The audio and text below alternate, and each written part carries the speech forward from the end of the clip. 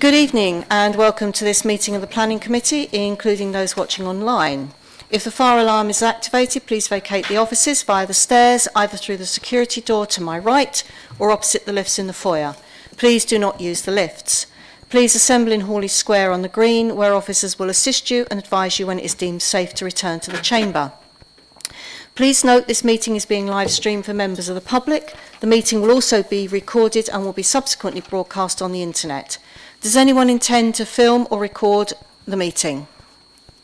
No. I would advise that if filming does take place, anyone in attendance in the public areas may have their image captured, and I would urge anyone filming proceedings to avoid filming members of the public, particularly if there are children present. Would everyone present please ensure their mobile phones are turned to silent and that they are not used to make or receive phone calls or messages in the chamber whilst this meeting is in progress.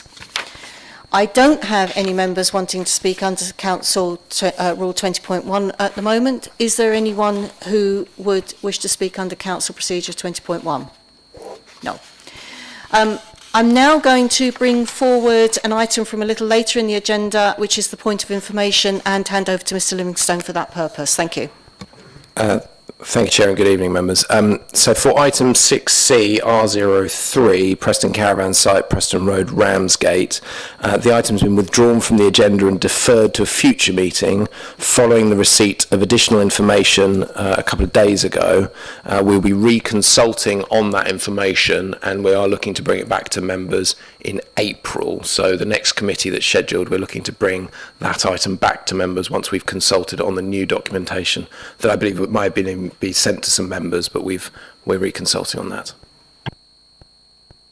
Thank you. I have apologies from Councillor Dennis. Do I have any other apologies? Councillor Bayford. Councillor Rattigan, thank you.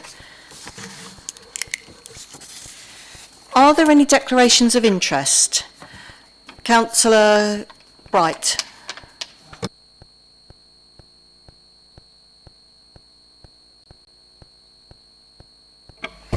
I forgot where I was for a minute. Item 6A, Clements Road. Obviously a member of the Cabinet. Councillor Alban. Ditto. Councillor Keane. Thank you. So that's all three of you for item 6A. And so do members agree that minutes of the Planning Committee meeting held on the 19th of February 2025 be approved as a correct record? And do I have a proposer? Councillor Alban and seconded Councillor Bayford. Do members agree? Thank you. I'll now hand over to the Planning Officer to outline the report for agenda item 4. Thank you, Chair. Caught me unawares a little bit. Thank you, Chair. So the application before members is the application that was reported last month, which is for the site on Porthole Lane, Westwood Lodge. So, as outlined in the report, the motion to approve the application fell, and members approved a motion to bring back a report considering potential reasons for refusal on 4 grounds: loss of trees, impact on the approved woodland management plan, the heritage impact of the proposal, and also on highway safety. So the process for when we're bringing back applications like this is that the officer recommendation is still to approve subject to the conditions in Annex 2. And as per the normal order of business, that motion, our recommendation will be moved and then put to members. However, obviously in considering the report, if members wish to refuse the application for any of the reasons that have been outlined at the last meeting, then that motion that's on the table would need to be voted down, with then a motion proposing a new motion to refuse the application, and it'll be for members obviously to determine what those refusal grounds would be. So, site outlined in red. Hopefully most of you will remember this because it wasn't that long ago that we talked about it last. The site in question, this is an image from Google which shows the areas of hard standing. So this is as part of the wider Westwood Lodge site. Then looking at, you've got the housing development to the rear, you've got the listed cottage on the right hand side there, so Porthole Lane goes across the image that you can see. Then this is a view of the site itself, so you've got one area of trees here and another area of trees here which we'll look at. Then this is the actual access created to go into the housing site, and you probably can't see it, but the listed building is set behind these trees at the moment, slightly sunken down. This is a view inside the site looking at the area of hard standing, which is indicated where the proposed care home would be sited. This is a view looking to the right of that, so we're on the inner connecting road into the housing development and looking towards one of the areas of trees subject to the discussions.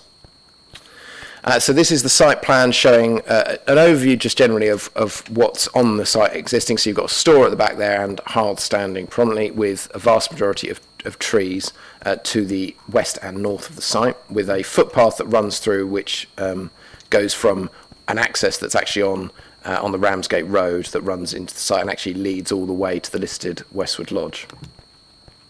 So the application is an outline for a 60-bed care home. So whilst we're not considering details of the layout, it's the consideration of whether or not the site can accommodate the level of development that they're proposing.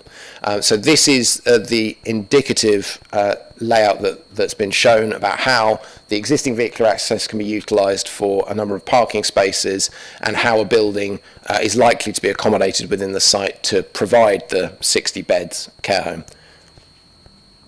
So members will recall, in terms of the actual elevational design, again, appearance is a reserved matter, so this isn't necessarily what the property is going to look like. However, this is showing an indication of what again could be accommodated on the site to provide the 60 beds. This is a view taken on Porthole Lane. Specifically of relevance is the dotted area here, because as members will recall, the original proposal was for a 66-bed care home, but because of concerns raised by officers about the impact on the listed building, it's been shown how the actual amount of development in this area can be reduced, and we'll look at the parameter plan as to how we would secure that in any reserve matters, but you can see where it drops down on that side when it's closest to the listed building. This is a view showing the western elevation, so sort of facing towards the other area of trees, so sort of facing towards Ramsgate Road, if you're looking from that direction. And then the rear elevation, so effectively the view from the the elevation from the road, internal road that is, that goes towards the housing development. So you can see on the left-hand side how the property could be, designed to drop down in height before then it's the sort of the fuller sort of 3-storey height. So this is, again, using those indicative elevations, showing a street see from Porthole Lane. What's important about this image really is about the distance with the new access, which has been referred to here as Sycamore Lane, but I believe it's actually Forest Drive, potentially, which runs into the housing site, where then you've got a bank of trees before you then have another vehicular access on the right-hand side of the image, which is the one that actually goes to the listed building. So this is just to illustrate the sort of level, the distances that we're talking about between the listed building and the proposal. So in terms of the parameter plan that we received, which basically amended the proposal, the strip that's the most relevant here is the thin strip between the orange and the red, with the annotation that basically in that area there should be no development higher than 2 stories, of which it's a single story and rooms in a roof, so in a mansard. That would then bite in any reserve matter submissions, that any application that came in relation to the outline, if it were to be approved, wouldn't be able to show development above that, because we would be effectively mandating that there would be harm to the listed building if it was higher than that. There's also the main area where development is shown to potentially occur, the areas, which is the area in orange, and then the area in green is the existing woodland areas on the site. The other area in green, either side of where the vehicular access would be, shown in red, is basically identified to have additional landscape planting there. And all the landscaping details would be subject to a future submission in the reserve matters application. So in terms of the issues that are covered by the report, in particular with regards to the concern of members with regards to the loss of trees, the relevant local plan policy for impact on trees is QDO2, which states how existing features, including trees that positively contribute to the quality and character of an area, should be retained. And the MPPF paragraph 136 also states how existing trees should be basically retained wherever possible.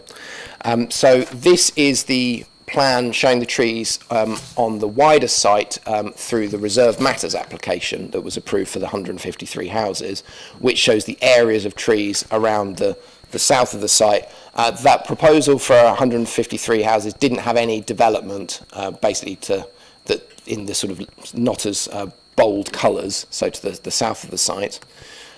Specifically looking at this proposal, so the council received an updated arboricultural impact assessment. So there was an arboricultural impact assessment which included this plan, which members saw last time, which looked at where the trees, the individual trees were within the red line of the site, where the groups of trees are. So there's one group on the left-hand side of the image and one group, which is G2, I suppose to the north of where the care home would be.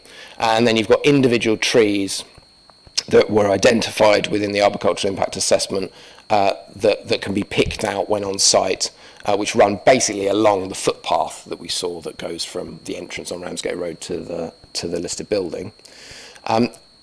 In terms of on the site itself, what areas are covered by tree preservation orders, this is a view with Porthole Lane at the bottom of this is the 88 TPO plan, which identifies that within area A1, trees of whatever species that were present in 1988 were protected by virtue of the TPO. As part of the proposal, what's been looked at is whether or not any of the trees then in this area here, hopefully you can see with the mouse here, so just to above the shelter area, whether or not any of the trees that are in the closest proximity to the hard surfaced area to be developed were covered by the TPO. So specifically, there's one tree that's been identified in the arboricultural impact assessment that is stating that it would be removed, which is T14, which falls in the area of the 1988 TPO. However, from the information provided, it's not considered that tree is 37 years old, which means it's not covered by the TPO in our view. However, it is a tree that we'll look at in terms of whether or not members consider that it does contribute towards the character of the area. There is another tree which is, I think it's T... Sorry. It's a pine tree which is T9, which hopefully you can see the mouse hovering. It's a tree that has a spread of basically looks like a triangle. That tree's been assessed as being poor quality because it's effectively failing at the moment, and therefore it is proposed to remove that tree basically on safety grounds. But the sycamore tree, which is T14, is proposed to be removed because it's likely to be within an area where a bin store, bike store is going to need to be constructed to accommodate all of the development within the site. So that is you can see a trunk, which I'll use my mouse pointer, which I definitely should have enlarged before this meeting, which runs all the way up here. So it actually is a large sycamore tree. However, it is a non-native species within the Bankan group of trees, so it is proposed by the proposer to remove that tree. So it's not protected, but it is an existing tree. So in terms of the judgment of what the impact is, it is relevant to consider that as a intended loss of trees within the proposal. Now, it's worth noting, and this is outlined in point 2.6 of the report, that the policy framework doesn't give blanket protection for existing trees. It's got to be that it's considered that the trees in and of themselves contribute towards the character of the area. Now, in our view, it doesn't contribute toward the wider character of the area due to the number of trees on the whole site, that individual tree doesn't have a meaningful contribution in our view. And if it even was considered to have a meaningful contribution, then it still needs to be, the loss of that tree still needs to be weighed against any benefits accruing from the scheme. But in our view, we don't think it would be reasonable to refuse it on those grounds on the loss of that one tree specifically, which in and of itself isn't poor quality and isn't failing. So in terms of the second issue, which is the impact on the previously approved woodland management plan. So within the actual application for the care home, the previous woodland management plan was submitted as part of the submission to identify that, which is this image here, which we went through last time. Areas 2 and 3 cover the areas of the site that are within the red line of this application. In terms of what that woodland management plan stated, it was that the areas where there were existing trees at the moment would be thinned to remove sycamore and non-native species. There would be replacement planting with native species, and effectively the woodland would then be managed over a period of time with additional planting, thinning of non-native species when necessary, to basically bolster those woodland areas. Now, the applicant has. Sorry, this is just to show that this is the hard standing area again. The woodland management plan previously approved didn't propose to do any work on the hard standing area, so it was only to actually do the works to where the trees were at the moment, hence it was managing the woodland that was present. What the applicant has done in updating that woodland management plan, which was submitted to us since the last meeting, is identify areas with the indicative layout where they would look to basically mandate what's in the original woodland management plan basically within the new one to the same level. So what they're proposing to have is the grassland areas in and amongst the trees, but they would still, as outlined in point 2.8, look for a reduction in the sycamore trees in the woodland area, replace them with native species, planting on effectively a one-to-one basis, if not more, with thinning of the woodland by, I think, 30% in year 1, which is the same as the old woodland management plan, use of the timbers for biodiversity improvements, and then basically with additional tree species to be planted. It's got various other maintenance points which are outlined at 2.8 in the report. It's worth noting that within the original approval, so for the 153 units, this was a plan that was put forward to show the ecological enhancements overall within the site. So every little coloured dot or triangle relates to bird box, bat box, barn owl box, and various other sort of species box to enhance the site from the previously unmaintained sort of area. As you'll see from areas 2 and 3 where this site is, only basically one bird box was proposed in this area specifically. And so what this application would attempt to do via condition 14 is basically require a submission within the reserve matters, which actually shows further measures to be made in areas 2 and 3 within the woodland areas to actually increase the provision for wildlife and species in terms of the habitat there. So that is considered to be an improvement. That was in the original submission, but it's just sort of been clarified and updated. So overall, in terms of the point about the woodland management plan, it sort of ties into the policy framework about enhancements of biodiversity. Ultimately, in terms of members making a judgment on this application, it would have to be that the actual area of woodland at the moment would be compromised by virtue of this proposal. Now, some of the concerns that members raised related to some issues raised by KCC Biodiversity about the fact that there will be lighting within the actual the building itself, and that can have an impact on the woodland. It is considered that can be managed to an extent by virtue of the a lighting scheme, which is mandated via condition. However, we do think that being the provisions that have been put forward within the updated woodland management plan, the same provisions have been made within this new one as were in the original. So we don't think it compromises the ability of the original to continue to exist. In terms of impact on heritage assets, concern was raised about the potential for an impact on the cottage. As I outlined earlier with regards to the parameter plan, we do have we've built in some provisions to make sure that the building isn't, in our view, significantly sort of out of scale to impact on the setting of the listed building. There is going to be an impact, however, from building a building on this site because it will be seen in the context of the listed building.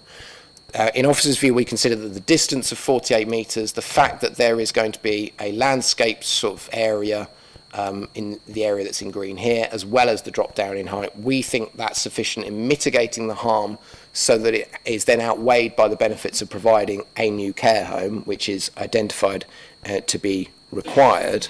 However, obviously, if members don't agree with that proposition, they consider that actually, for whatever very specific reason of the scale of development, the relationship, impact on views, that actually that outweighs the benefits, then obviously members could be move forward with a refusal on that basis. Then in terms of the last issue, which was highway safety, so paragraph 2.13 outlines about the judgment to be made on impacts on highway safety. So it's got to be looked at that specific applications need to ensure that safe and suitable access to the site can be achieved for all users. Paragraph 116 of the MPPF states that development should only be prevented or refused on highways grounds where there be an unacceptable impact on highway safety. In terms of the debate, members raised concerns about the fact that there was no identified pedestrian crossing point on Porthole Lane or no actual crossing that would stop traffic in that area. Now, we talked about the fact that there's an existing tactile junction at the roundabout with what's referred to as a splitter traffic island in the middle, which allows crossing here. However, there's no crossing provision on Porthole Lane. So, as we talked last time about the wider application for Westwood Village for the 153 houses, that included provision in it for a financial contribution to mitigate the impact of that development on the highway network, which has been utilised towards the signalised crossing on Star Lane. Now, that related to a wider strategy for pedestrian movement in Westwood, which highways deemed would be acceptable in mitigating the impact. In terms of this application, the relevant paragraph of the MPPF is paragraph 58, which requires that if, for example, there was a planning obligation towards new off-site highway infrastructure. So, for example, the need for a crossing, it has to be necessary to make the development acceptable in planning terms, directly related to the development, and fairly and reasonably in scale and kind to the development, for us to basically pass the tests to require it. In the committee report originally, and in the last discussion, we outlined how KCC have advised officers that additional pedestrian crossing facilities couldn't be justified on the grounds of the provision of the care home alone, and we talked about the potential for pedestrian movements to be created by the care home, either potentially by residents, which we identified would be minimal, given that obviously it is a care home, so that whilst there might be sporadic movements, it's unlikely that there would be a sustained movement for pedestrians from this. In terms of employees, what's been looked at within the transport statement is effectively quite a low-level estimate of pedestrian movements that are generated by that, which highways have looked at. And ultimately that's because it's an edge of town centre location and it's a particular use which isn't considered to generate a large number of pedestrian movements. Now, KCC haven't queried the assumed level of pedestrian movements, and nor have they raised a pedestrian safety issue when looking at this proposal. And so it's not considered that to require a contribution towards a project that KCC aren't proposing to do, or to actually provide a crossing in totality or contribution towards that, would be fairly and reasonably related in scale and kind to the care home on its own to substantiate a reason for refusal, and nor would KCC effectively be backing us up on an appeal, and obviously we have had a recent appeal decision where pedestrian movements were looked at and KCC did refuse it on that basis, and it does require a substantial amount of evidence to say there's a problem. I'm not by any means saying that it wouldn't be beneficial to have a crossing there, but obviously in terms of what needs to be looked at is it needs to relate specifically to this application and to the amount of amount of pedestrians generated by this. So, in conclusion, we've run through the potential reasons for refusal. In officer view, as per the previous recommendation, it is considered that the issues that were raised would either be overcome by conditions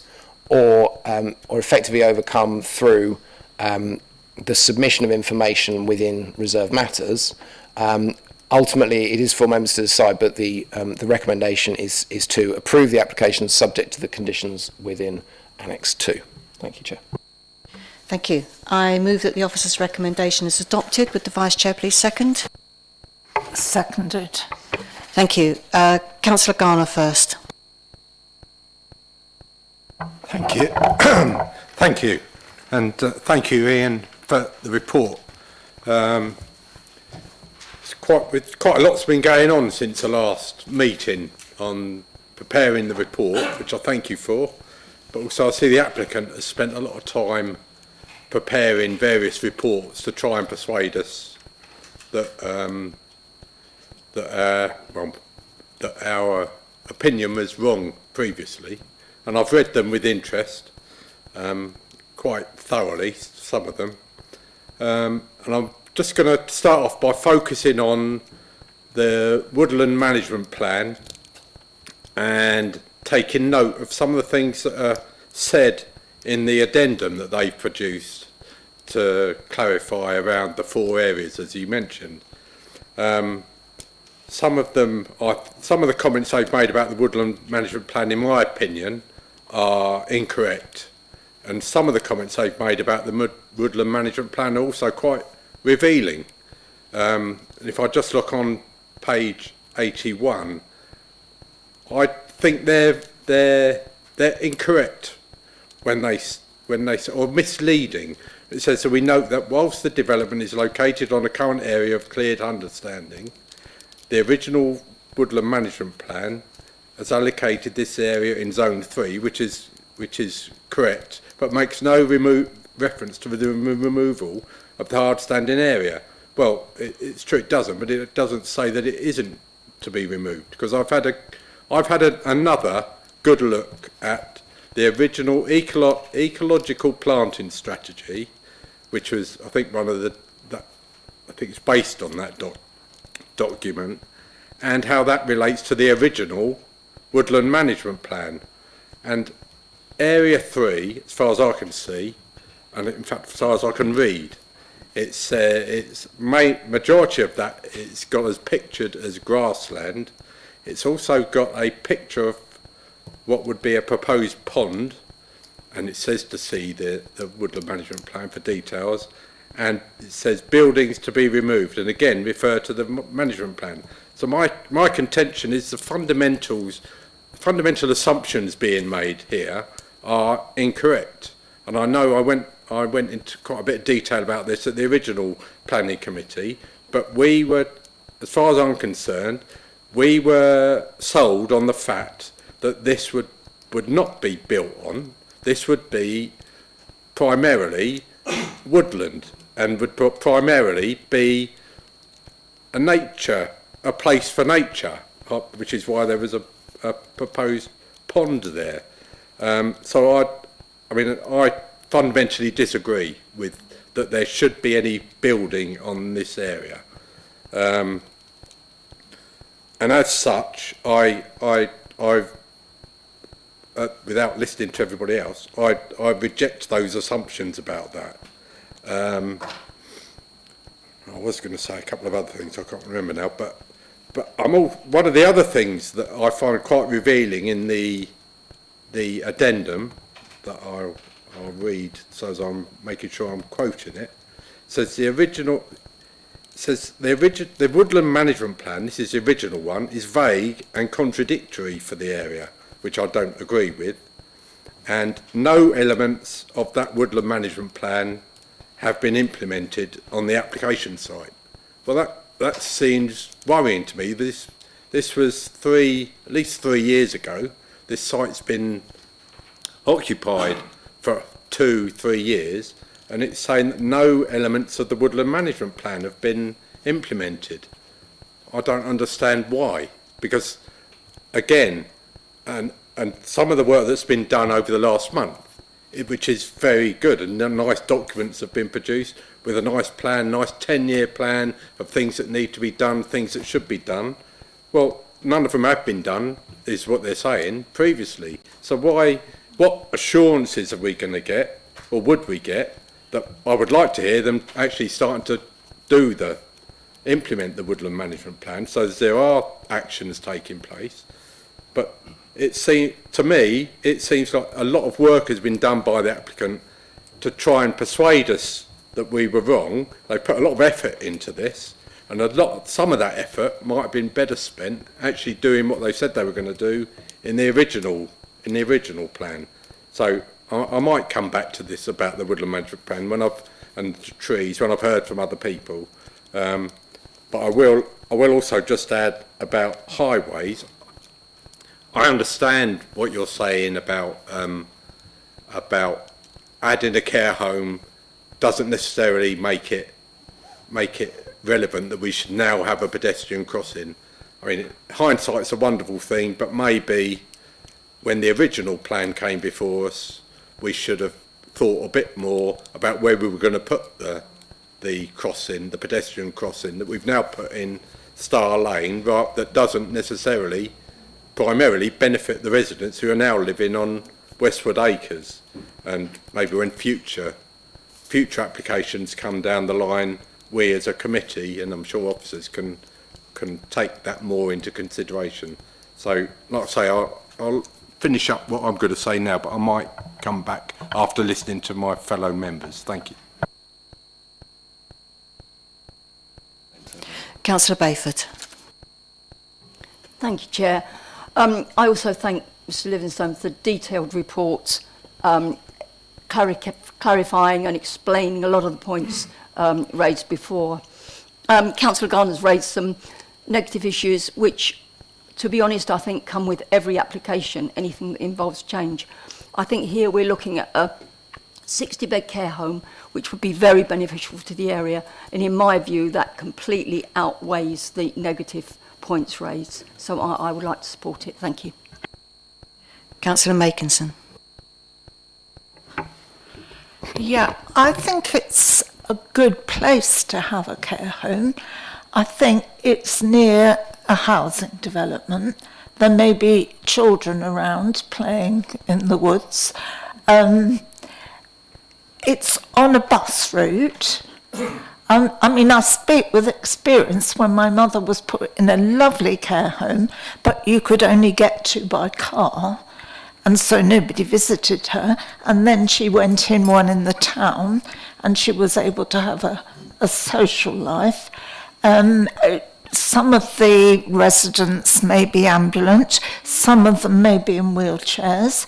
They can go out with their visitors, presumably into the woods. They can go to the shops if someone's there to take them. As I say, it's on a bus route, it's near houses, they can sit in the woods. I would have thought it's ideal on the edge of the centre of the town, rather than being stuck out somewhere. Anyway, thank you. Councillor Matterface. Thank you, Chair. I wanted to pick up on the highways issue because Porthole Lane is a rat run, and most of us will have probably been down there at some time. And as I said last time, if you're coming up Porthole Lane and you want to go into Forest Drive, you have to go up to the roundabout and back. And I can't understand why the pedestrian crossing was put so that it doesn't help anybody in the development. The pedestrian crossing is south of your picture, and it crosses people to where Aldi is and so on. But if you want to cross Porthole Lane, you're still taking your life in your hands. And as Councillor Mackinson said, people in the care home will be able to go out. They're not bedbound, it's not a nursing home. But I do have concerns about that highways. And I'm just curious why the crossing was put where it was, rather than possibly a bit further down. But that was before, and we are looking at now. So I do have some concerns from that point of view. I've read the report. It says it's not justified for this size of property. It's a pity it wasn't justified for 153 properties to have one. Because children come from that development to go to school and have to cross the road. I don't know how they manage it. But obviously you wanted to add some. Thank you, Chair. For one, when the application came before members for the 153 originally an outline, it was refused by members. The recommendation by officers was also to refuse the application. It was then obviously, it was appealed and then granted on appeal. In terms of the highway element of things. Unfortunately, it's difficult to get into the detail of exactly what was, I suppose, debated at that point about where the money would go. Ultimately, it was a contribution which went directly to KCC. And obviously at that point in time, which was 2016, 2017, then there was a strategy, of a wider strategy with regards to Westwood. And I think because of the strategy about not wanting to necessarily, because of the work that had already occurred to Porthole Lane, to actually upgrade it so that it could be used to basically go through rather than to go up to the main roundabout at Westwood, that it was clearly strategically thought, sort of inferring for highways that actually this would deal with a different issue, but as part of the wider strategy, and it wasn't considered that it was unsafe for pedestrians because of the visibility of the road, etc. Now, I accept the point that members are raising, which is it's a concern about the speed of traffic along there. And to Councillor Garner's point, it's, you know, there isn't the justification, in our view, to get anything from this scheme. That doesn't mean that there isn't an issue that needs to be looked at by highways about speed limits, etc., and whether or not there's anything there. And obviously, though, that is something that, you know, would need to be advanced, not through planning decisions individually if there's not an impact on that as such that could justify contribution, but through other mechanisms, be it county members, etc., and via, you know, the Highway Department at KCC directly. But that is unfortunately the way to deal with it, rather than trying to manage something that's already been mitigated in the purpose of the planning system. Very quickly, if I remember rightly, the push for Porthole Lane to be as it is did actually come from county councillors, didn't it? And I think some of it, I seem to recall that they were pushing for it rather than TDC pushing for it. The policy from the 2006 local plan, I cannot recall if at that point it was fixed to have a strategy to create effectively the ring road around the main roundabout, although that has been a strategic priority of KCC for a number of years. And obviously that's pretty much been realised, other than the link from the Tesco's roundabout through to the Broadstairs Road, I think it is, or Westwood Road. So, and that's been in the works for 20 years or so, frankly, since Westwood was originally came forward. But yeah, it is a hindsight issue, and it's not to denigrate that issue, but it's more to suggest that it can't be resolved through an application for a care home. Really, it needs wider input from KCC. Thank you, Councillor Alban. Thank you, Chair. I've got.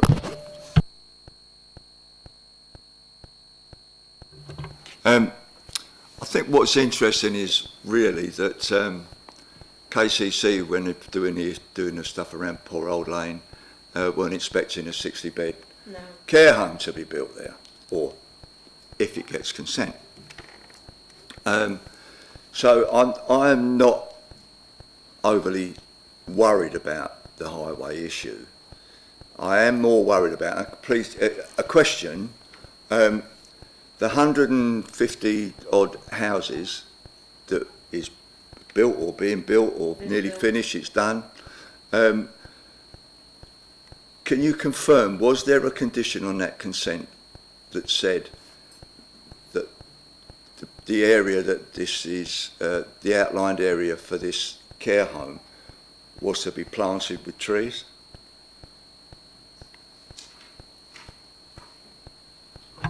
So it goes back to the point that Councillor Garner was raising earlier with regards to the woodland management plan.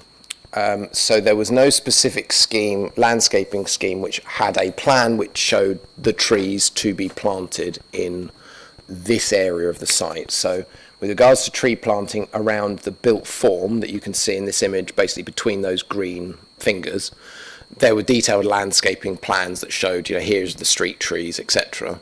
In the other areas, they were identified within the woodland management plan with specifications of what's going to happen in those areas.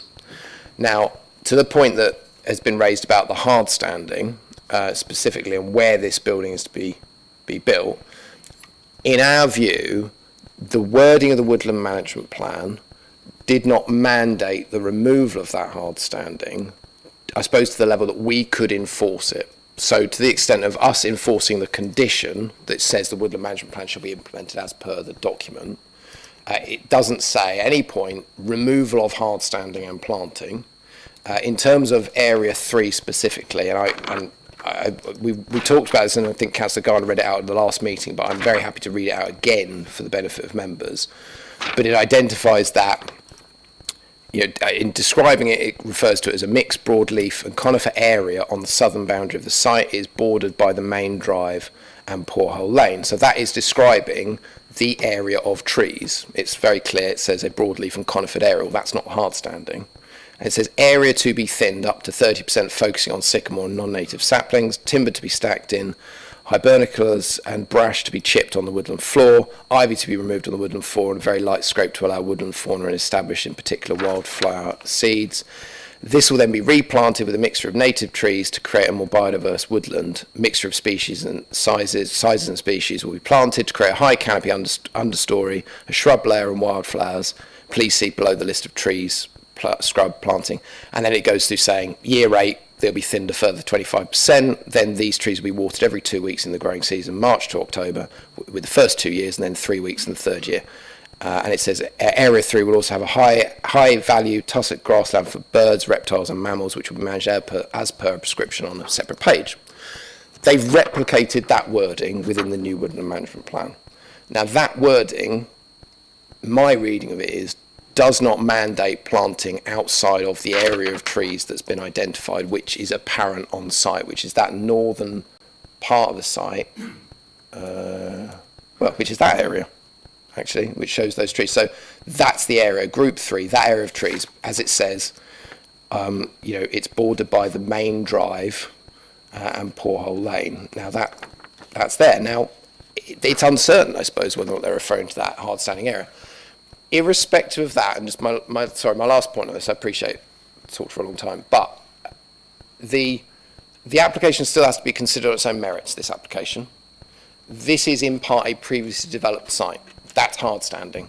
So we have to take that into account when looking at the benefits of a proposal. And ultimately, if they build this care home on the hard standing, where the area is, they are building on previously developed land. The issue is whether or not that has an impact on the surrounding woodland and whether or not therefore they can still provide enhancements to biodiversity with the protection of trees which contribute towards the character of the area. So that's where the nuance comes in our view. Thanks. Yeah, thanks, Ian. I just wanted to clarify that there was no condition in the housing development in relation to this site. So the no trees would be planted in that area, in that hard standing area, because otherwise then if that would have been subject to a condition, and that means that's a condition that they couldn't comply with. So we would have had two problems, not only with this but also with the 150 odd houses development. So I'm still not sure about this. Anyway, I shall mull that over. Thank you. Councillor Christian Bright. Councillor Orban just asked the question that I wanted answered, and I've got to confess I'm still not 100% clear. The answer seemed to suggest that it was going to be a mixture of woodland and tussock grassland. You can't really wouldn't have thought you can have both, because obviously woodland is woodland, grassland is grassland. I'm actually sympathetic to Councillor Bayford's. I mean, the actual idea of putting the care home there is a good one. If it wasn't that, there were conditions on it. It looks to me like there were conditions on a previous application, and if there are, and if we agree that this seems to be, if they haven't done the woodland management, and I don't know how long they had to do the woodland management, but they haven't done anything. I don't really understand why we should look at all of these lovely slides of the future woodland management and give them any kind of credit whatsoever, because they haven't done the previous lot. And if we can't say, no, there's a condition, and this condition appears to be woodland and tussock grassland, then frankly, what's the point of us being here? We should just wave everything through. So I'm not convinced at all. So to the point that was raised about the woodland management plan for the reserve matters, it's worth noting primarily obviously was looking at the housing development. It did include this management plan which showed the wider areas which weren't identified for development in the site as part of that. There's a statement that's made in the addendum which says the woodland management plan hasn't been implemented, states on the application site. It's not about the wider housing development specifically, it's about this bit of land so that we can see here in red. So I can't speak to whether or not all of the measures in the woodland management plan for the other areas, which, if I find the right plan, there we go. So area 1, for example, there is a long list of requirements in area 1, as well as area 5, 4, etc. But obviously in terms of the areas where the application site is, so area 2 and area 3, what they are saying is that nothing's changed there. Now, it's a relevant point in terms of, what assurances do members have that if you're going to grant a woodland management plan again, effectively, that's going to be implemented. It does have to be kind of taken as read, because members wouldn't be able to refuse an application because they're concerned that effectively a planning condition wouldn't be complied with. If members obviously are identifying this as a priority, and obviously ultimately through this process, we have added this to our list of things to look at in terms of sites that have been developed to ensure that in those areas where the houses are, that they have actually implemented what they should have implemented. But in this area specifically, nothing has happened. So on that ground, there hasn't been anything that's happened in there. The judgment, though, still needs to be on the basis of this proposal, even though there was previous provisions for what was going to happen on the woodland area, in our view, on this site, and ultimately they are proposing to do the same as was approved in the woodland areas, with potentially more measures being put in at reserve matters about enhancement of protected species than were on the approved detailed site. So if we're just looking at it on face value rather than thinking of what hasn't happened before, which I appreciate is difficult because members are kind of confronted by that, the judgment has to be on the merits of the scheme and what then the conditions would do, mandating the requirement. And it's very apparent that this is obviously a priority for members, and we will make it a priority in terms of enforcing anything in the future with regards to this sort of these issues with conditions. Sorry, Chair. Councillor Bright, did you want to come back? I did, just with, I'd like some clarification on I think you said tussock grassland. Where are they saying that grassland would be? Could you use your little mouse pointer, your cursor thing?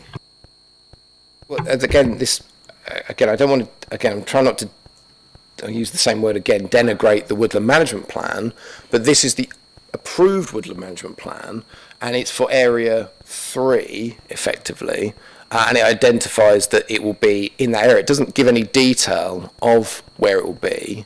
So again, in terms of the previous, this is from I was reading out the previously approved area. What they have provided within this application to identify, what are they actually talking about? They're talking about the areas that don't have trees on at the moment, the areas on the edge of the hard standing, effectively, so you can see the edge around here, and the area where they need to put the bin store. They are looking to provide effectively grassland with wildflower planting. And then as part of the work that they're doing to thin out the non-native species but replanting, they're looking to basically seed some of the areas within the existing woodlands to allow for some wildflower planting there. But ultimately this and the details of this will come through the reserve matters when we look at the detailed landscaping. So the enhancements obviously need to go hand in hand with whatever they're doing actually in terms of planting, because then you've got to obviously integrate potential protected species, or not protected species, but species that are there through the reserve matters. So the detailed landscaping will identify it. This is obviously indicative and showing, well, this is what we intend to do. But as I say, the actual building itself has been shown like this, but it could be subject to change when the reserve matters comes in, but that still allows for the consideration of the landscaping and the detail of what measures they're going to put in to show an overall benefit to the ecology of that site. So, yeah, I mean, it still identifies, Councillor Garner mentioned about the pond, that's identified in exactly the same place that they had indicated on the woodland management plan. And I think in terms of the contentions made about the woodland management plan before, the new one is written by the same person that wrote the original one. So, thank you, Chair. Councillor Wing. I think Councillor Garner just wanted to come back first. Is that okay, Chair? Okay. Thank you. It's just, we talked about conditions and from the reserve matters. So the condition that is relevant is condition 3 on the reserve matters, which says the development shall be carried out in accordance with the Westwood Lodge Woodland Management Plan, or Woodland Management and Biodiversity Plan. So I'm looking at the woodland. This document is called the Ecological Planting Strategy, 187771015, which is attached to the original application. And when I zoom in on area 3, that's, as I said, it shows the pond, but it also shows the areas that are, as it says in the management plan itself, will also have an area of high value tussock grassland for birds, reptiles and mammals that will be managed as per the prescription on page 22. So that's within area 3, that's within this application site, which the woodland management plan that we approved, the reserve matters, says will be managed as part of this development, which should have been managed as part of this development in area 3, which is this application site.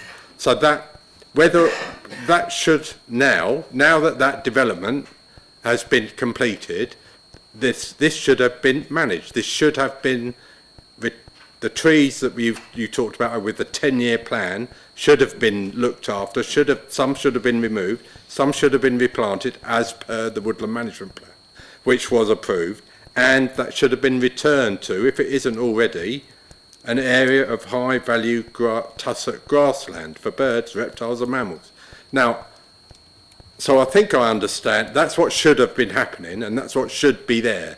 Now I understand, I think as you're saying, it is quite valid for an application to come in for something else on that site, for a 60-bed care home now, which was 66 but now 60.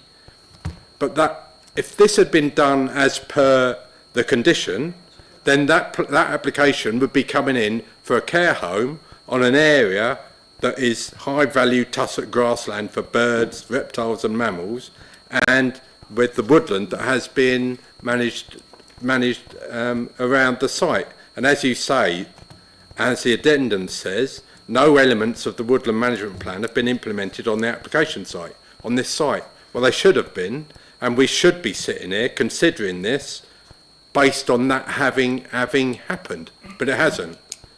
So I really struggle with us having to do this, and we should be making sure that they're implementing what we approved them at planning committee to be implemented in the reserved matters application.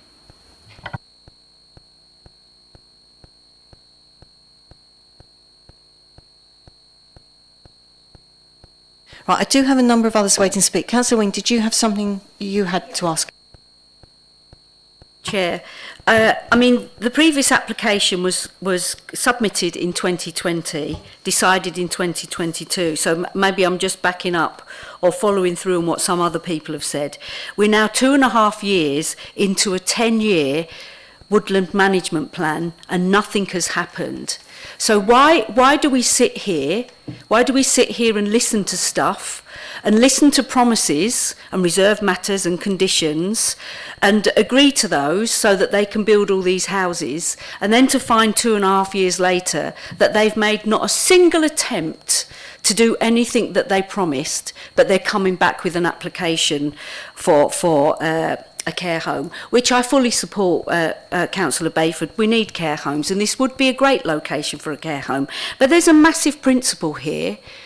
What is the value of us being here if developers can just come back? Because like Councillor Garner said, there should have that woodland management plan should have been enacted for the last 2.5 years. and not a single thing has happened on that site. So I'm finding this really, really, really difficult. Councillor Matterface.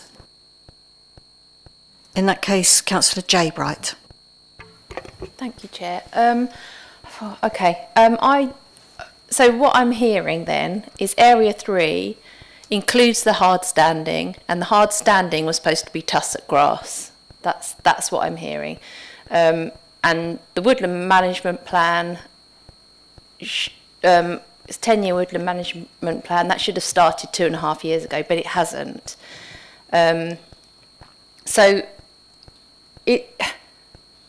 what Mr. Liverson said before made me think that actually there was nothing in that condition about the hard standing, so the hard standing could possibly stay there. But then what Councillor Garner said, I'm really confused. It's like, what was the hard standing going to be removed and planting or not? I really don't understand. And if it wasn't, and it was supposed to be tussock grass, and that is what we should have had, and that would be lovely, because actually when you show that picture of Westwood and that aerial picture, it's so nature depleted, and it could really benefit from that woodland and that tussock grass. Is there any way that we're going to actually be able to enforce it anyway? So I don't know. I think in an ideal world I'd love it to be woodland and tussock grass, but are we fighting a losing battle? I don't know. Thank you. Okay, Mr. Livingston's going to come back. Thanks. We are just going to drop in some plans from the reserve matters. So just to go through this particular issue, I think in terms of the discussion with regards to conditions and compliance, ultimately, the same principle does apply to what's being proposed here, and does this proposal on this site, does it accord with the policy with regards to providing an enhancement to biodiversity? Now, the condition that's been referred to, which is condition 3 on the reserve matters, the ground of that condition relates specifically to policies to ensure that that development is adequately integrated into the existing landscaping. It also provides enhancements to landscaping, and potentially enhancements to biodiversity as well. In terms of then using those policies and applying those policies to this scheme, it's our view that it does that because of the provisions that have been made. In terms of specifically the enhancements plans that have been cited, so we'll go through them in a minute. Sorry, Emma's just dropping them into the presentation at the moment, so you can see I'm sort of slightly filling at this point. I think, though, it still comes back to a bit of a principle about the applicants identified that the area, it's not that they haven't complied with the whole condition necessarily, it's that they've stated that within the application area, to Councillor Wing's point, I understand what you're saying, but it is the areas 2 and 3. Now, because there was no development proposed in those areas, it has effectively been left. This application, you'll note from the actual reference, was in at the end of 2023. It's been in a long time because we've been trying to resolve various issues on it to bring it back to members. So in terms of the idea that they haven't been doing what they should have done, they obviously applied for this application 1.5 years ago. So arguably they made their intentions of what they wanted to do clear through making that application. Now that doesn't necessarily mean that they don't have to comply with the conditions, but I think in terms of the timeline of events, I think in terms of a value judgment about this application, no member can bring sort of prejudice to the fact that they haven't implemented a previous condition. However frustrating it might be, that can't be a judgment that's taken into account when actually looking at this proposal and the merits of this proposal. And it's gone straight from my head now. It seems to me that this piece of land was used as a lever to get the previous housing in. Actually, that's my feeling. That we're going to put houses on that bit and take a lot of the woodland away, but we're going to prioritise this bit here as an offset. And so I'm wondering why we even accepted the application in the first place, because we should have just said to them, but you know, you've already got conditions that you're meant to be applying on this piece of land, so you can't build on it. So it just feels wrong to me, just feels so wrong, and I just finding it so difficult because we need care homes.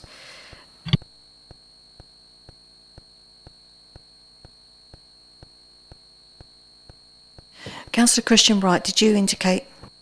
I did, but I haven't got anything to add to what Councillor Wing just said.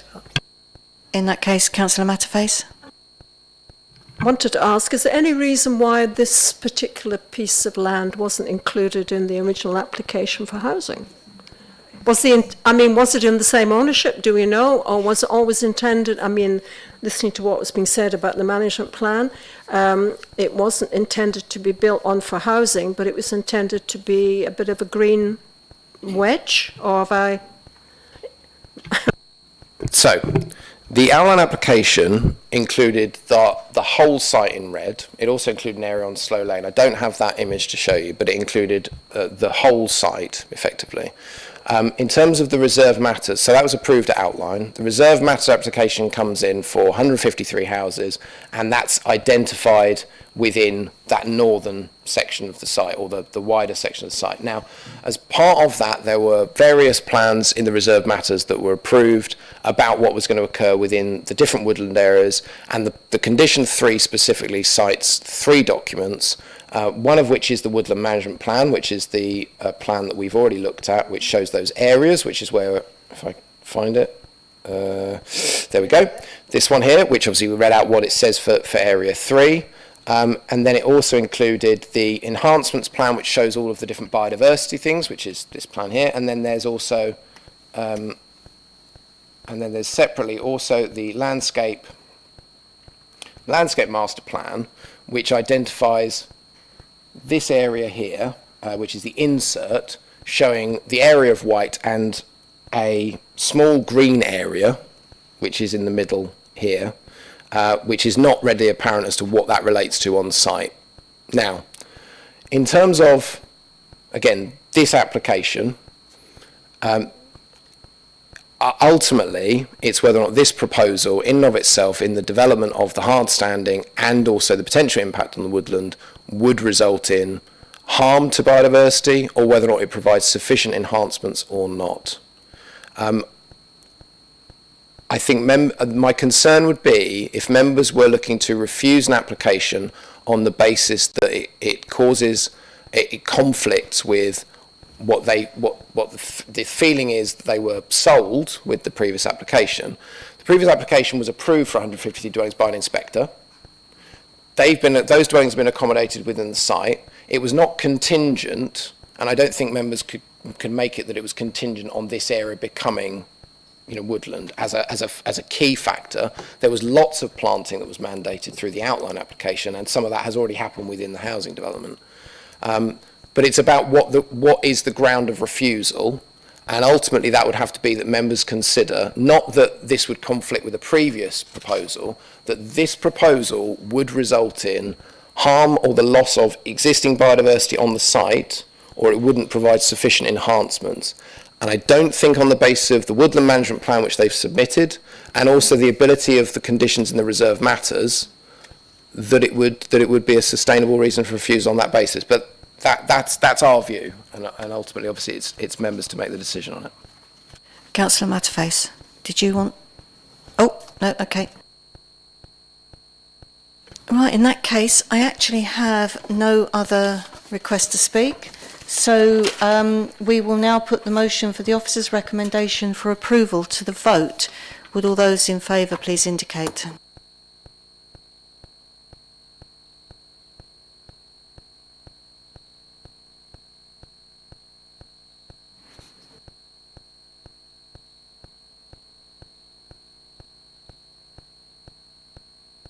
And those against?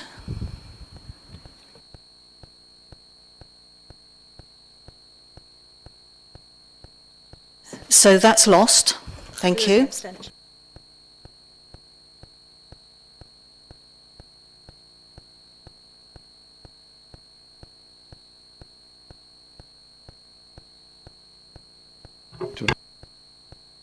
Okay, so I need a proposal for a motion for refusal and the grounds for refusal.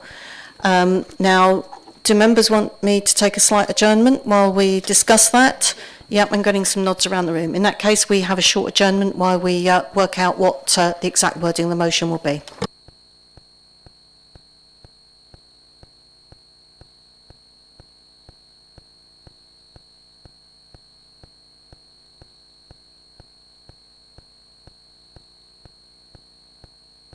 Would anyone like to come forward to help write that motion, please?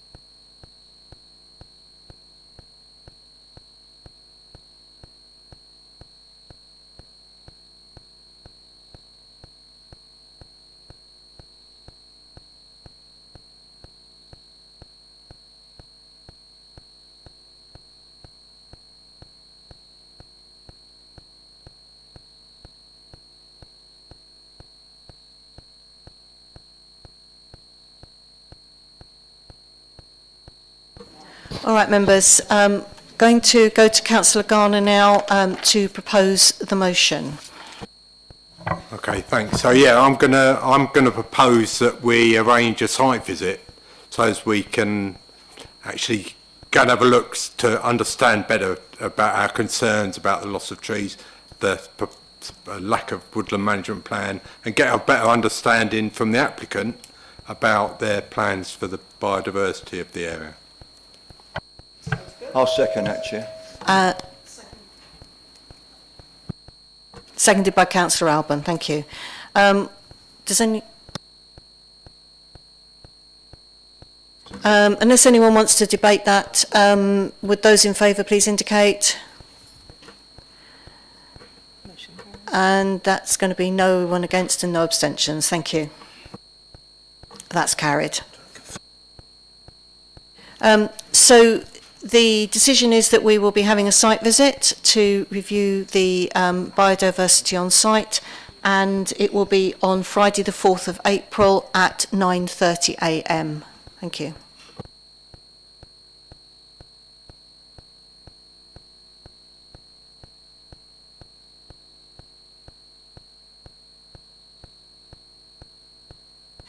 All right, so back to the planning officers now for the agenda item 5, which is the planning application for 21 Leyland Road.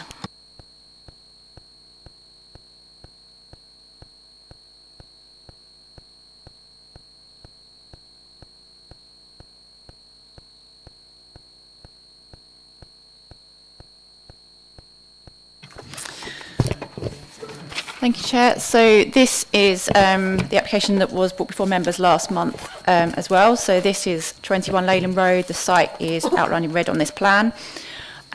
This is the aerial view of the site. So it's a detached property, 2 stories with accommodation at roof level. The proposal is for a change of use of this 7-bed residential dwelling to a residential family assessment centre in C2 use. And just to remind members with some photos of the building, so this is number 21, and you can just see this is a side view, so you can see the accommodation currently at roof level, and you can see the gaps to the neighbouring property to the left, and then again seeing the context of the site within the surrounding area, and then looking to the right hand side of the building, the neighbouring property to the right hand side, and then again a view from further away, again looking to the right hand side of the building.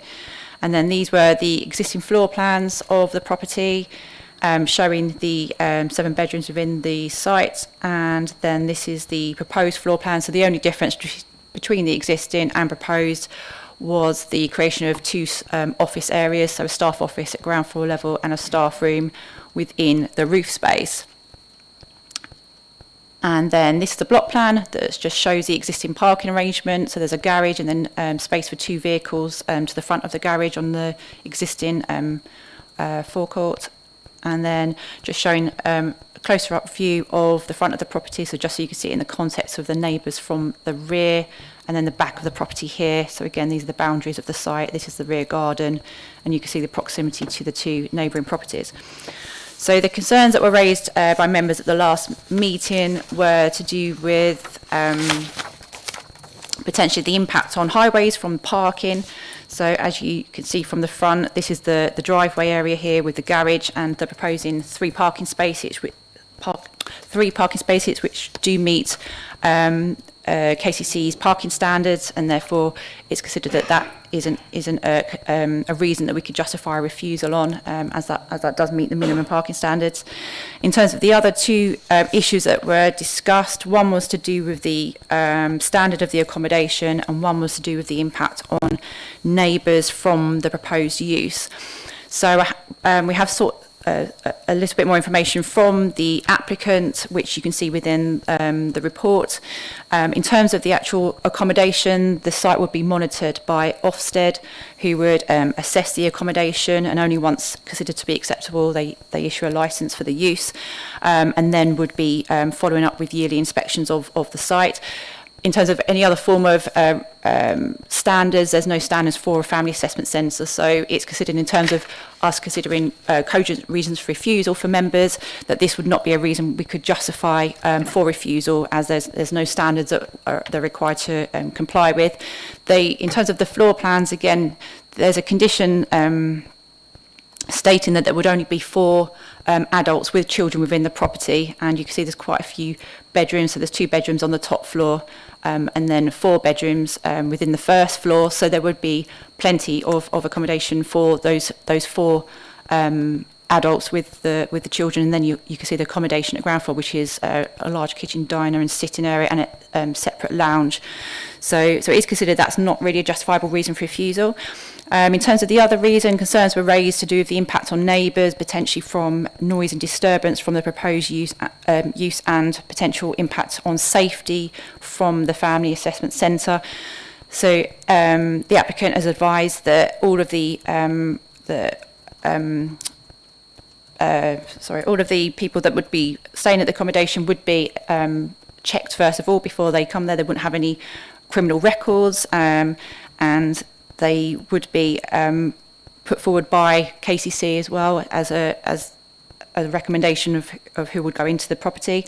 So they don't consider that there would actually be an issue in terms of the people that would be there, and also in terms of the children that would be there. They've advised at the moment that it would only be up to 2 years of age, although I think a further statement has come in today which says potentially up to 5-year-olds would be living there, but it wouldn't actually be teenagers. There'd be much smaller children and babies that would be within the property.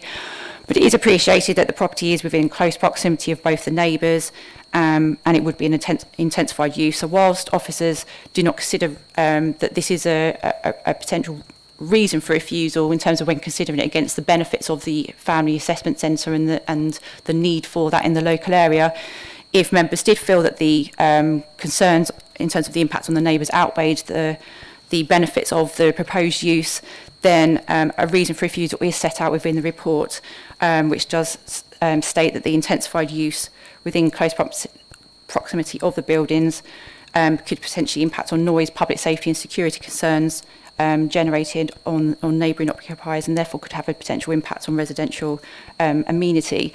But it is still recommended by officers that the benefits do outweigh the harm, and that the application should be recommended for approval. Thank you. Thank you. I move that the officer's recommendation is adopted. Would the Vice Chair please second? Seconded. Thank you. Councillor Kay Bright. Thank you, Chair, and thank you, Emma, for your report. So I had one niggling concern when we were here last time, and that was around the points I think Councillor Bright, the other one, made with regard to the layout. And actually, the report has kind of assuaged my fears on that. Everything else. I mean, I had the opinion before that this was a really good application, a really good development, a really positive thing for the community. I should, of course, listen to other people's views, but my view here is that these families have signed up for this. It's Ofsted inspected. There's only going to be 4 adults with children in the room. For me, I think this is a really valuable initiative, and at the moment, at least, I support it. Councillor Keane, can I just say, I did see other hands go up, but I didn't get everyone down. Can I just have an indication? Okay, all right, thank you. Thank you. I was really pleased to receive the extra information about this proposal, because I think it covered some of the points that were raised at the last meeting. I mean, one of the concerns that was raised at the last meeting was about the behaviour and the impact that might have on other residents in the road. And I think it's really important that we keep in the forefront of our minds that these are usually young parents with young children. You know, we are not going to see the behaviour that some were worried about with adolescents or things like that. The other thing to bear in mind is that these placements are very expensive, and therefore when social services are assessing people as to whether they should have this placement, they go through quite a rigorous process just to come to that decision, and they're choosing families, often, as I say, quite young families, where there are concerns about their parenting skills, but they feel with the right investment, the right support and mentoring, these families could stay together, and that's a really important service. It's also really important that these type of assessment centres are part of the community. They're not supposed to be out in the middle of nowhere, because the idea is these young families learn how to operate as parents within a community and go to the local shops and the local playgroup and things like that. So I think this is in exactly the right place. I don't think the fears of the other, residents in the road will come to be at all, because it's not that kind of a placement, and I'm still fully in support of it. Thank you. Councillor Alban. Well, there was others. Thank you, Chair. Yeah, I too are grateful for the additional information that we've had, and I did vote against this before. But I think what's been put forward now, and listening to Councillor Keane, with her knowledge of the situation, I'd have to say that my mind is changing towards approval. So, thank you. Councillor Boyd. Yes, I agree that the extra information was valuable and necessary. What I didn't see was clarification of bathrooms, which was pointed out that was very lacking for up to 4 families. Councillor Makinson.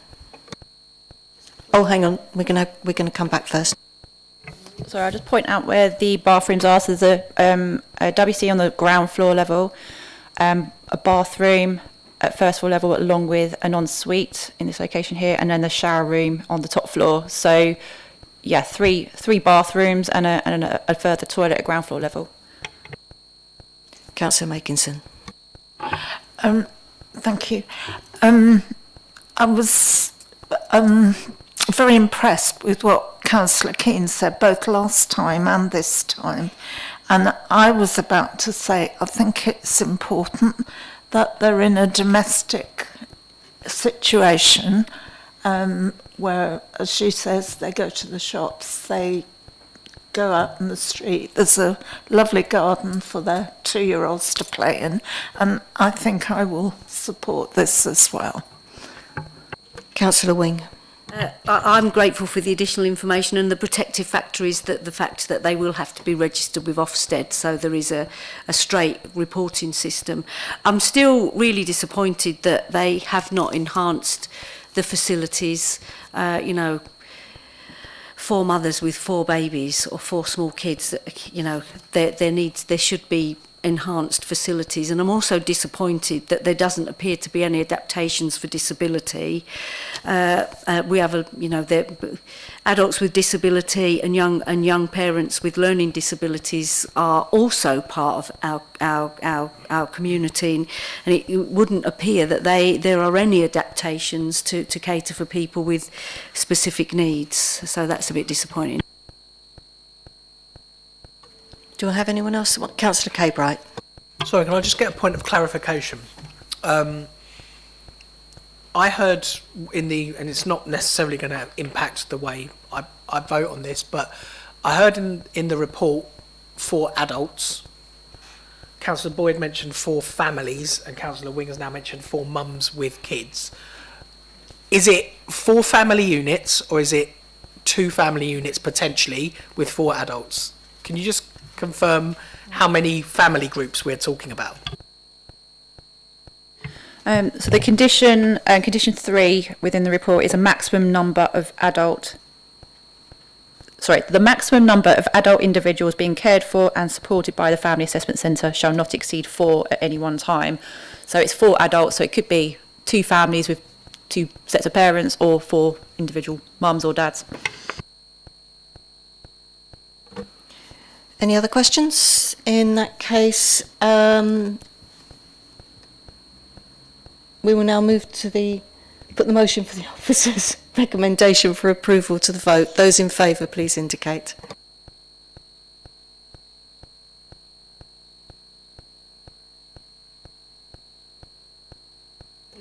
And anyone?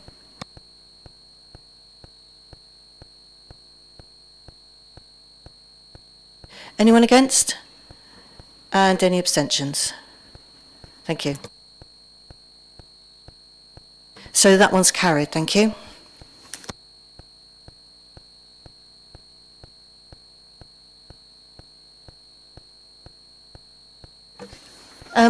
This is the point at which I announce when the site visits will be, which is on the morning of Friday, the 4th of April at 9:30. We've already moved the point of information further ahead. It is now, hang on a minute.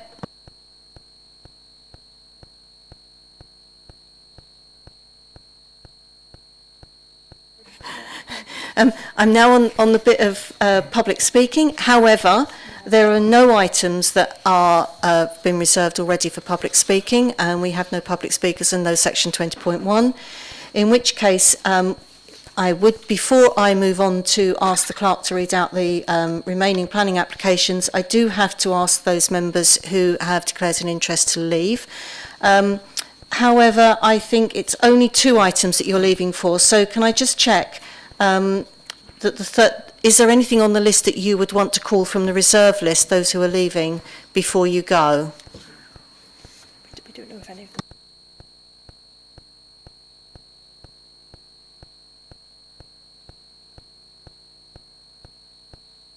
them. Yeah.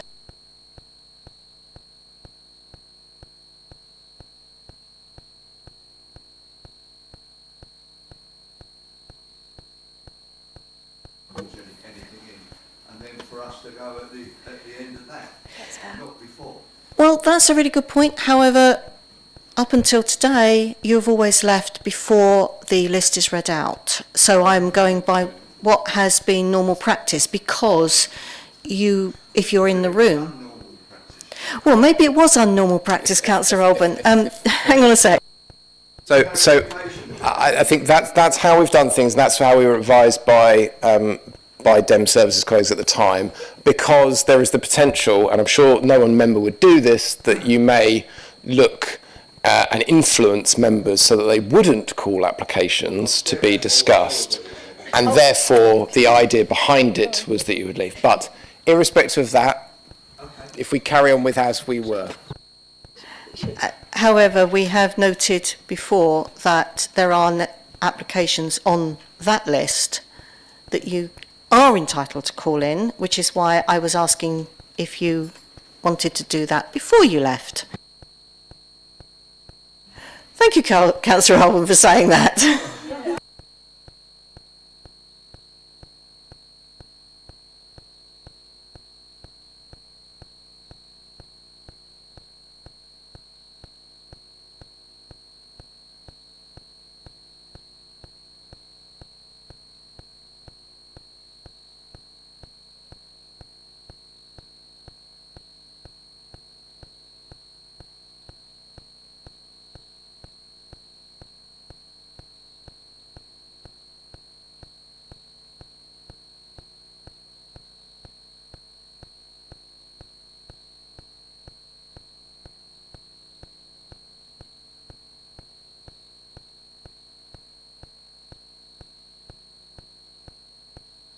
Okay, thank you, everyone. I will now call upon the clerk to read out the planning applications. If a member present wishes to reserve an application, will they please call out as the clerk reads? 6A, A01, land adjacent 169 Clements Road, Ramsgate. 6B, 242 North Down Road, Margate. 6D, Siesta, Holland Close, Broadstairs.